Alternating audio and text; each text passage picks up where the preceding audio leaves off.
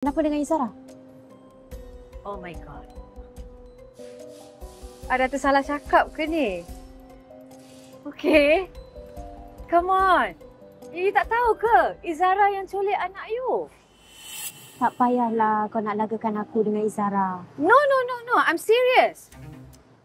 You tak percaya cakap I? Okay. Fine. Tak percaya tak apa. I tak boleh nak paksa you sebab I tahu you pun selalu je bersangka buruk dekat I. Macam tak ada satu benda baik pun I buat dekat dalam dunia ni kan? Okay then. You take care, okay? But.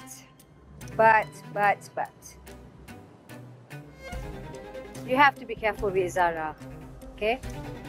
Sebab dia tu lagi kejam daripada I.